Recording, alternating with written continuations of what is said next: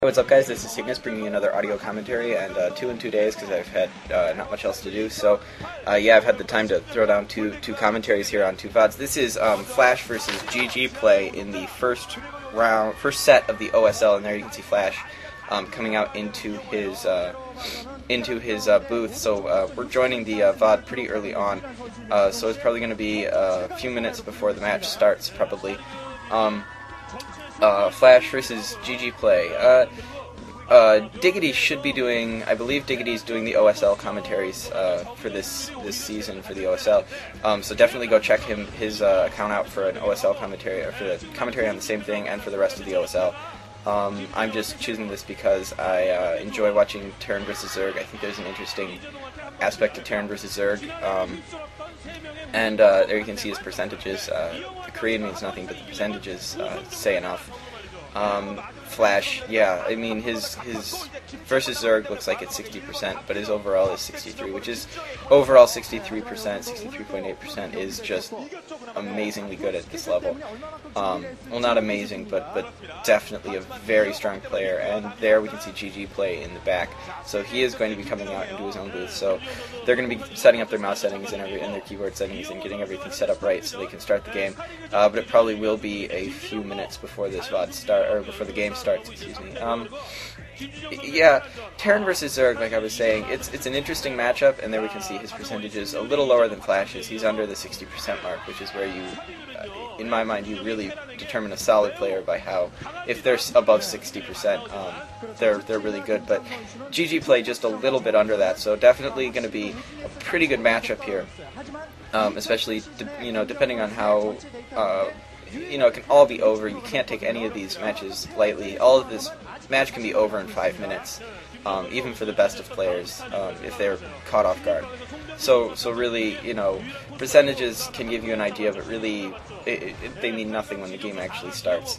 It all comes down to intuition and how good your micro and macro are. And there we can see a win-loss record for Flash.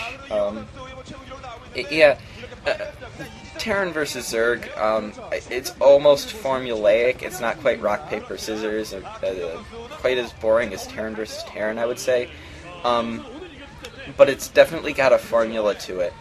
And it's interesting because you usually see Zerglings early on transition into Mutalisks and then into Lurkers, and eventually you'll see the Defilers, and then often you'll see Ultralisks and Zerglings transition into Ultralisks and Zerglings, with Defilers to Dark Swarm and Plague. And you'll usually see Terran counter with Medic Marines and tank support to take out the Lurkers, and really it's almost formulaic how, because almost every Zerg matchup goes that way, but really there's a certain heated battle that goes on where all of these pieces, yeah, it's kind of formulaic, but all of the pieces have to be executed so precisely, and the game really, a Terran versus Zerg game gets a lot of its fun and its excitement from watching how well each of those pieces are pulled off, because you can be almost sure that all of those pieces are going to get, and it's all determined on how well those pieces go. And there you can see the commentators in those crazy silver suits. Seriously, gotta get me hands on those silver suits. I want a silver suit. Anyway, intro video here. It's interesting how Korea almost portrays StarCraft players like rock stars, almost. It's kind of, I'm not sure whether to laugh or just kind of accept that that's just how it is. But yeah, so with that video intro, we should be getting a match pretty soon.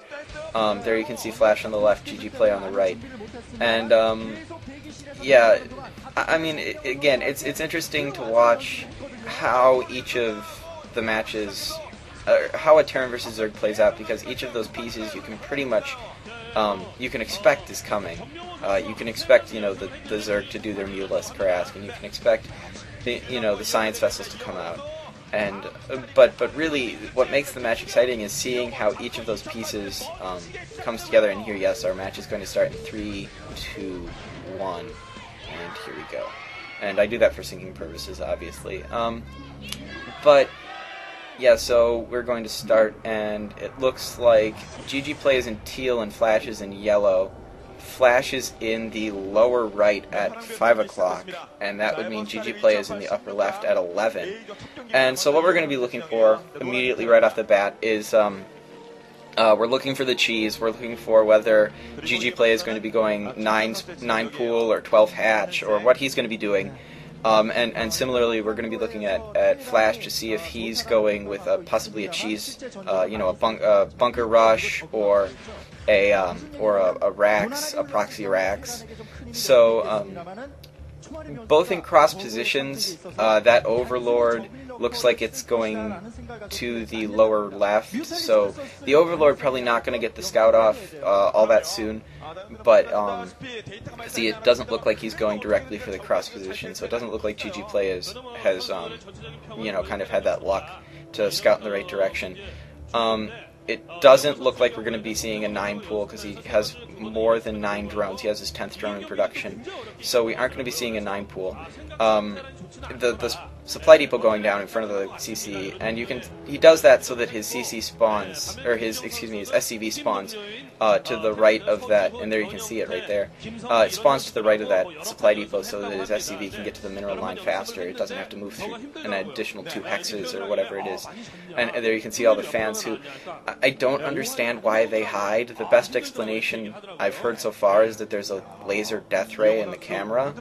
I'm sticking with it. And yeah, we're going to see a 12 pool, or a hatchery right outside GGPlay's base. So he was going for that fast hatchery, and another drone going out probably to scout, maybe to expand again. But going for a 3rd hatch would be interesting.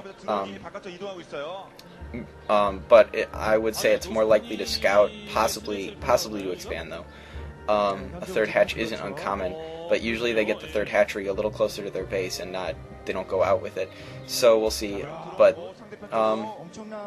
yeah, so GGPlay definitely setting up. He's putting up his 2nd hatchery, so he's not expecting a rush from Flash, and the rush doesn't look like it's coming from Flash. He hasn't set out. Flash hasn't even sent out a scout yet. So yeah, and there's the 3rd hatch coming in at the 1 o'clock position. So yeah, GGPlay going for 3 hatcheries, which isn't that uncommon in versus Terran. And here we see finally Flash getting off the scout, and the Marine is out, so it's going to push away that drone that looks like it got a few hits on it. Marine and SCV going out, so it could just be an escorted scout, but 3 more SCVs and a Marine going out. So we could be seeing some kind of a rush, something from Flash here. Spawning pool finally going up for GGPlay. And this scout, or that SCV, looks like it is going to definitely scout the 1 o'clock position. SCV's chasing that drone away. Another SCV and a bunker going down right in front of that 1 o'clock. So that's definitely a bunker.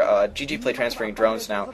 But I'm sure GGPlay has seen that bunker going down. But the question is that bunker going to come down before the hatchery goes up? And usually you can determine how effective a bunker rush is going to be, or at least a bunkering in front of a hatchery is going to be, by how fast that bunker goes up. If it goes up before, yes, and he definitely gets that up before the hatchery, so I definitely think that hatchery is going to go down to that bunker, unless GGPlay can pull in